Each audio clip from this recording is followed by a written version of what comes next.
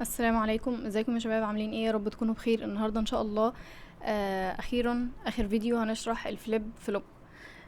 طيب، الفليب فلوب زي اللاتش بالظبط، ولكن بيختلف عنها شويه. بيختلف في ايه؟ قال ان الفليب فلوب بيعتمد على حاجه اسمها الايدج تريجرد.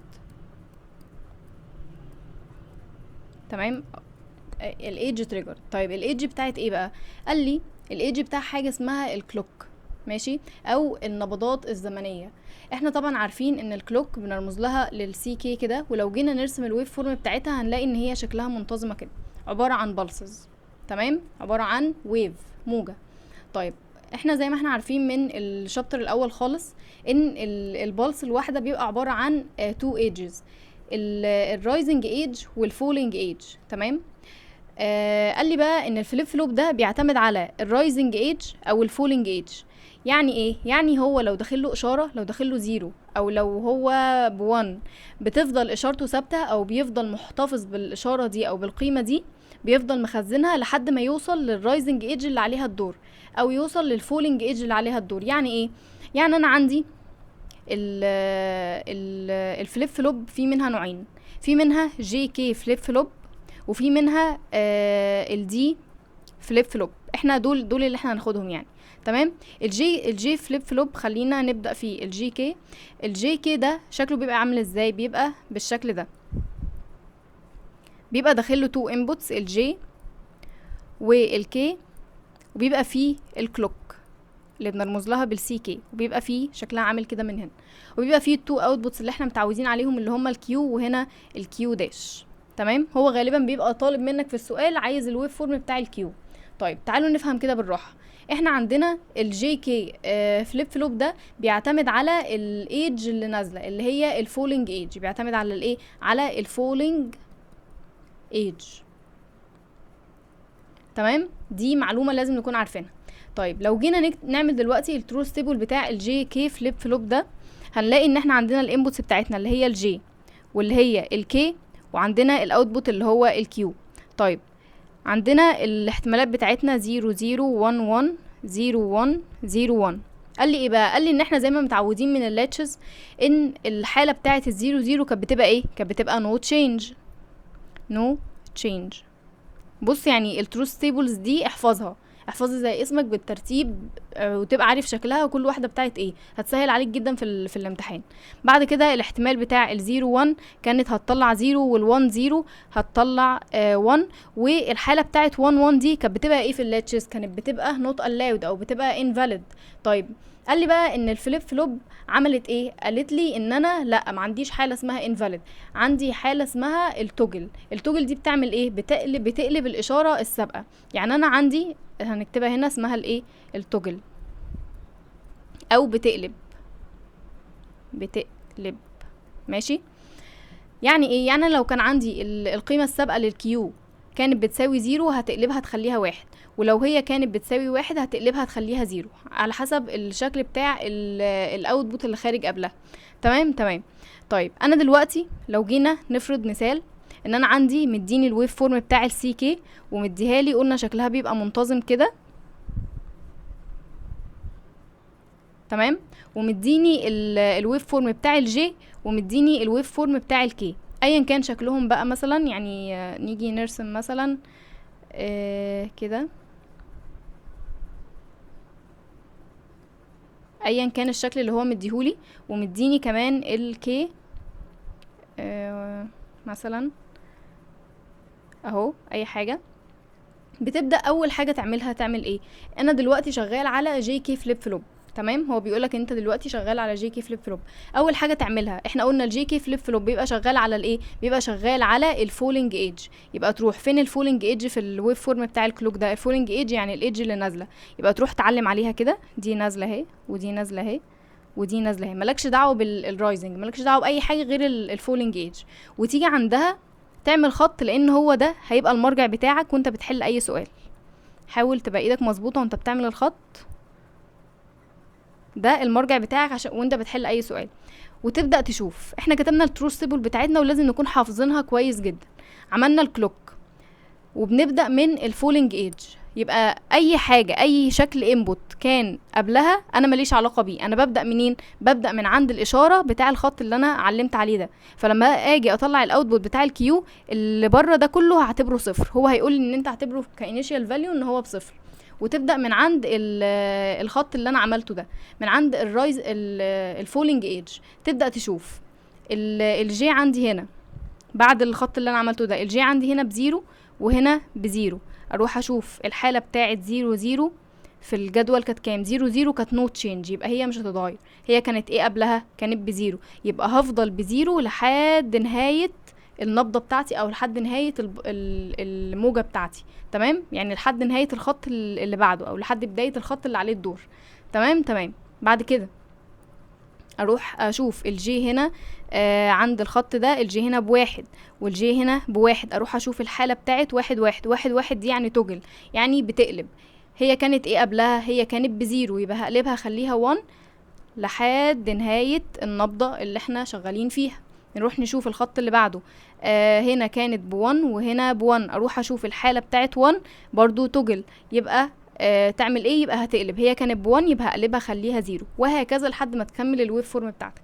وهو ده غالبا بيبقى السؤال، بيبقى جايب لك الويف فورم بتاع الجي وبتاع الكي ويقول لك طلع لي الاوتبوت. تبدا بقى تبقى حافظ الترو ستيبل وتبدا تطلع له الويف فورم اللي هو عايزها. تمام. طيب في حاجه تانية اسمها بيجيبها لك في الجي كي فليب فلوب. بيبقى في حاجه اسمها البريست اختصارها بيبقى بري، وحاجه اسمها الكلير اختصارها بيبقى سي ال ار بالشكل ده. طيب دول بيعملوا ايه؟ دول بيبقوا 2 انبوتس زياده بيبقوا موجودين في الجي كي فليب فلوب. بيعملوا ايه؟ بيخلوني اتحكم في الاوتبوت بتاعي من غير ما ابص للجي ولا الكي ولا الكلوك. ازاي؟ بيخلوني اتحكم في وقت معين. يعني لو انا عندك الويف فورم بتاع البري فيها، او لو انا في الفتره اللي انا بحسب فيها، او الفتره الزمنيه او الثانيه اللي انا بشوف فيها الويف فورمز بتاعتي، لقيت البري بتساوي 0، بتساوي يعني قيمتها لو، هتخلي الكيو بواحد. لو هي كانت بزيرو هتخليها واحد، لو هي واحد يبقى هتفضل واحد. طيب لو الكلير برضو قيمتها لو ويعني بزيرو، يبقى هتخلي الكيو بتساوي 0. البري بتخلي الكيو واحد، والكلير بتخلي الكيو بزيرو. دول معلومتين لازم تكون عارفهم. طيب لو انا لقيت الاتنين في الويف فورم بواحد، قال لي ان انا هتعامل عادي، هعتبر ان انا ما عنديش بري وكلير، وهتعامل مع قيم الجي والكي زي ما انا كنت بشتغل عادي. تمام، لو الاتنين وحايد، لو البري والكلير الاتنين بيساوي واحد هتعامل عادي. تمام. طيب لو لقيت الاتنين اصفار، لو البري والكلير الاتنين بيساوي صفر، قال لي ان انا دي حالة invalid. غالبا مش هيجيبها لك في الويف فورم تحت بعض ان هي الاتنين اصفار، ولكن انت لو لقيتها بتقوله ان دي invalid. بتحط يا اما مكانها اكس في الويف فورم بتاعتك، يا اما بتسيبها له فاضيه وتكمل الباقي عادي. تمام. طيب خلينا نشوف مثال على الموضوع ده. هو زي ما احنا عملنا الويف فورمز فوق كده، هيبقى جايب لك برضو الويف فورم بتاع الكلوك اهي. لحظه، ايه ده؟ طيب هيجيب لك الويف فورم بتاع الكلوك عادي، ويجيب لك الويف فورم بتاع الجي، ويجيب لك الويف فورم بتاع الكي، وهيزود لك 2 ويف فورم، واحده بتاع البري وواحده بتاع الكلير. تمام، ايا كان الشكل بقى اللي هو هيحطه لك هنا وهنا برضو. بعد كده هيحط لك الشكلين دول مثلا ثواني، دول مثلا اهو، ويحط لك دي كده مثلا. تبدا برضو بنفس الوضع. انا شغاله في ايه؟ في الجي كي فليب فلوب، يبقى هشتغل على الفولينج ايدج، يبقى هعلم على دي واعلم على دي واعلم على دي، وابدا احط الحدود بتاعتي والخطوط بتاعتي اللي هي اللي هتبقى المرجع بتاعي او اللي هتبقى المتحكم بتاعي في الاشارات بتاعه الويف فورم. طيب هيبقى لحد الاخر. تبدا لما يبقى عندك بري وكلير، تبدا اول حاجه تبص عليهم، تبص على الويف فورم بتاعتهم.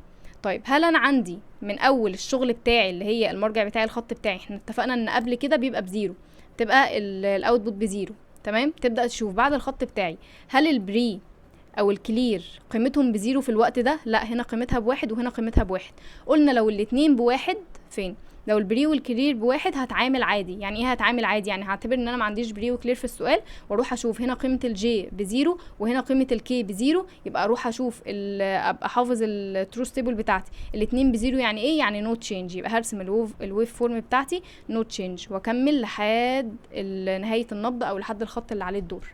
طيب بعد كده نشوف هنا هل البري او الكلير بزيرو. هنا القيمه دي بزيرو والقيمه هنا دي بزيرو. طيب قلنا زيرو دي يعني ايه؟ يعني انفاليد. غالبا هو مش بيجيبها لك في الويف فورم، انا دي علشان كاتباها معاكم كده بالصدفه، غالبا مش هيجيبها لكم. بس لو جابها لك ممكن تكتب له مكانها اكس او تسيبها فاضيه خالص ما تكتبش اي حاجه، وتقوم مكمل الشكل الويف فورم من بعدها هيبقى عامل ازاي، وهكذا. هو ده بكل بساطه الجي كي فليب فلوب.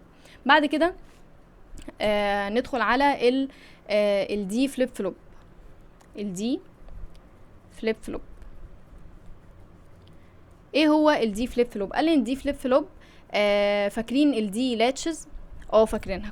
كان عباره عن ايه؟ كان عباره ان احنا خدنا الار والاس الانبوتس ووصلناهم ببعض عن طريق نوت، دايره نوت، وبالتالي اتخلصت من الحاله بتاعه الانفاليد.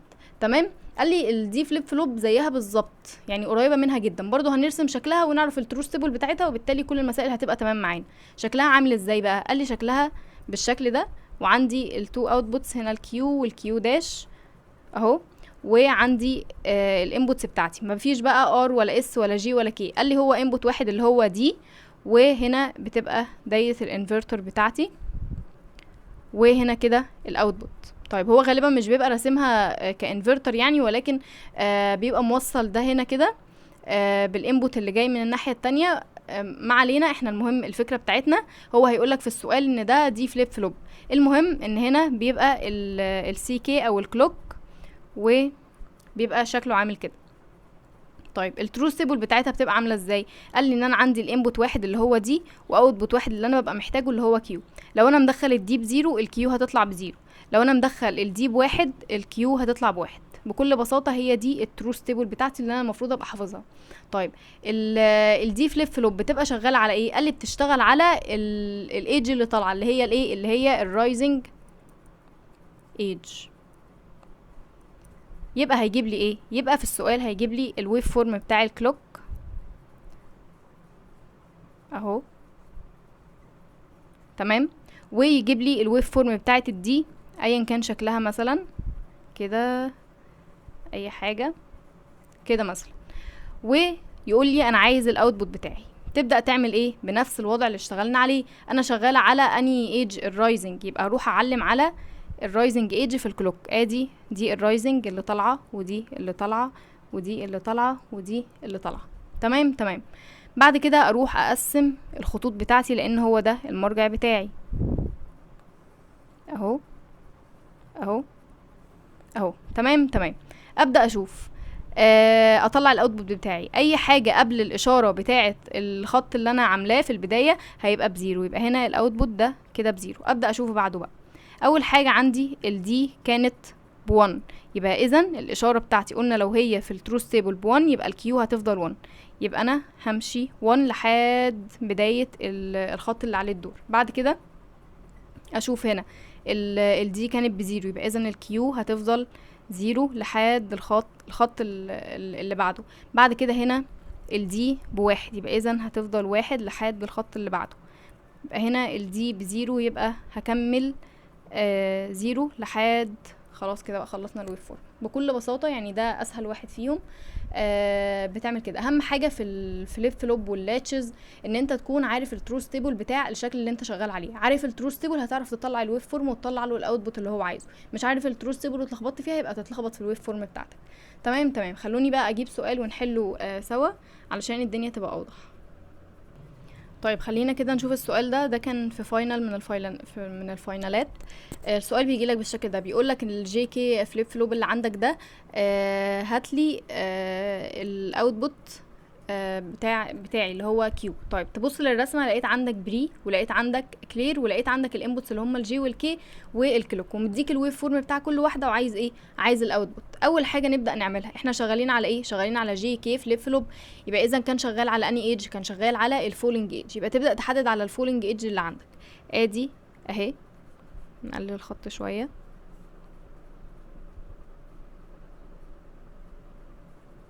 تمام اهو، دي كل الفولينج ايدج بتاعتك.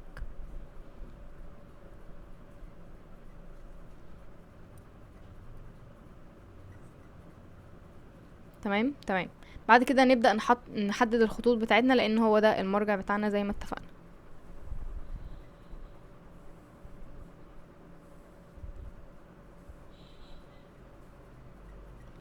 تمام،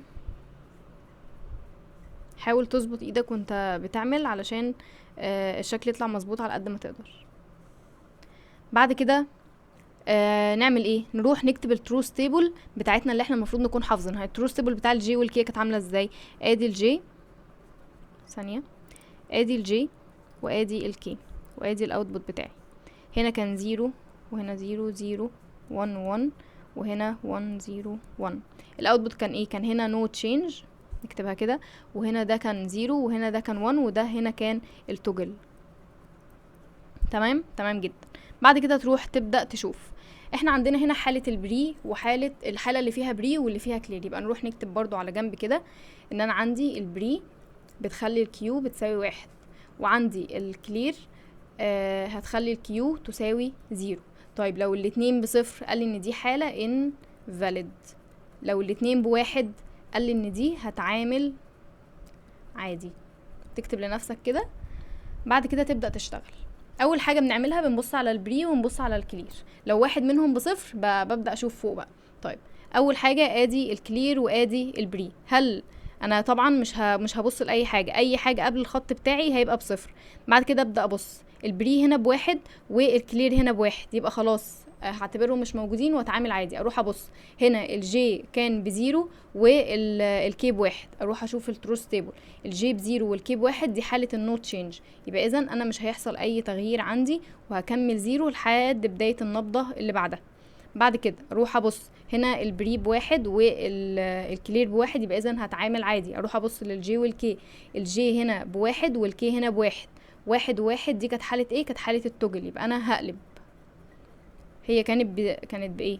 ده كان حالة الزيرو، هي كانت بزيرو، يبقى اخليها 1 لحد بداية النبضة اللي بعد كده او الخط اللي بعد كده. بعد كده هنا البري والكلير، البري هنا بواحد والكلير بواحد، يبقى اذا هتعامل عادي. اروح ابص الجي بواحد والكي بزيرو، نروح نبص في التروث تيبل الجي بواحد والكي بزيرو، دي حالة ايه؟ دي حالة الزيرو.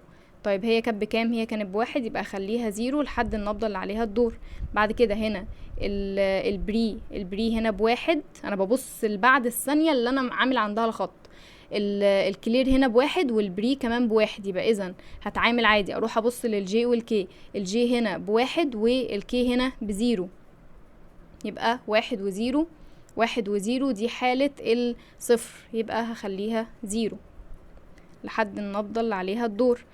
بنفس الوضع لحد ما تخلص الشكل بتاعك، لحد ما تخلص الويف فورم لحد الاخر يعني. طيب انا لو جيت هنا مثلا، لو انا كان الخط بتاعي بدايته هنا، طبعا احنا هنا هنكمل لحد الاخر.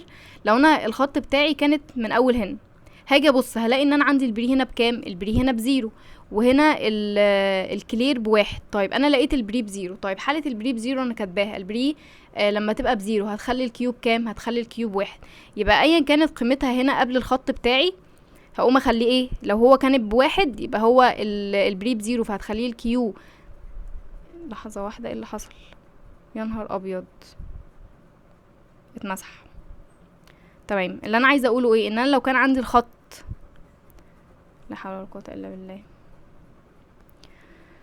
طيب انا لو عندي الخط هنا كده، الخط كان من اول هنا كده، بروح اول حاجه ابص على ايه؟ ابص على البري وابص على الكلير. طيب البري هنا لقيته بزيرو، طالما بزيرو اروح ابص الحاله بتاعتي، انا اصلا محتاجهم بزيرو. هو لما يبقى بزيرو يبقى هيخلي الكيوب كام؟ هيخلي الكيوب واحد، معنى ان الكيو هيخليها بواحد، يبقى اذا وانا بحط الاوتبوت لو هو كان بزيرو هطلعه واخليه بواحد. طيب لو هو كان ايه ده؟ هو اهو تمام. طيب انا مش عارفه ايه اللي بيحصل ده. اظن ان انتوا فهمتوني، يعني ان انا لو البري عندي بزيرو او الكلير لقيته بزيرو يبقى هخليه زيرو ده يعني هو اكتف لو، يعني هو منشط ولكن في الحاله الصفر، انا محتاجاه في الحاله الصفر. لو لقيته في الحاله الصفر، لو هو كان بزيرو يبقى هخلي الكيو بتاعته بواحد، لو الكيو كانت بواحد يبقى هخليها زي ما هي واحد، لان ايه؟ لان في حاله البري بزيرو. طب لو الكلير كانت بزيرو، يبقى هو لو كان بواحد هخليه بزيرو لانه بيخلي الكيو بزيرو. طيب لو هو كان بزيرو يبقى هخلي الكيو بزيرو زي ما هي، لان انا في حاله ان الكلير بزيرو. اتمنى تكونوا فهمتوا. وده شكل ال ايه ده؟ طيب تمام، انا مكرره السؤال غالبا. ماشي، تعالوا كده نشوف السؤال ده برضو كان في فاينل. بيقول لي ايه؟ بيقول لي عايز الاوتبوت بتاع الكيو 0 والكيو 1 والكيو 2 والكيو 3 والكيو 4. ماشي، اللي هما دول كيو 0 وكيو 1 وكيو 2 اللي هو كاتبهم هنا دول. ليه الشكل اللي قدامي ده وهو مديني الانبوتس بتاعتي الويف فورم بتاعه الكلوك والويف فورم بتاعه الدي. طيب دوت الفليب فلوب من النوع ايه؟ من النوع دي فليب فلوب، اللي هو بيبقى داخل له من هنا انبوت الدي وبيبقى داخل له من هنا الكلوك. زي ما قلت لكم ان هو بيبقى موصله من تحت كده بالشكل ده هنا كده، مش بيبقى حاطط دايره النط، بيبقى جايبه بالشكل ده. يعني المهم ان هو قايل لك ان ده دي فليب فلوب، فانت خلاص هتتعامل زي ما احنا اتعودنا. اول حاجه بنروح نعملها ايه؟ اول حاجه بنروح نعملها ان احنا بنكتب التروث تيبل بتاع الدي فليب فلوب. كانت ايه؟ كانت عباره عن دي وكيو. لو انا داخل الدي بزيرو يبقى الكيو بزيرو، لو الدي ب1 يبقى الكيو ب1. هي دي التروث تيبل بكل بساطه. تروح تبدا تشوف الفليب فلوب. الدي فليب فلوب كانت بتشتغل على الايه؟ كانت بتشتغل على الرايزنج ايدج، يبقى اروح اعلم على الرايزنج ايدج في كل واحده. تمام اهي. بعد كده احط الخطوط بتاعتي علشان هو ده المرجع بتاعي. باخد مسطره معاك في الامتحان عشان الدنيا تبقى مظبوطه اكتر. تمام كده، تمام. نبدا نشوف الاوتبوت بتاعي. الاوتبوت بتاعي بتاع الكيو 0 اللي هو هيطلع عند اول واحده هنا. اقوم كاتباله الكيو 0 هيبقى شكلها عامل ازاي. قبل الخط بتاعي بتعامل ان انا صفر.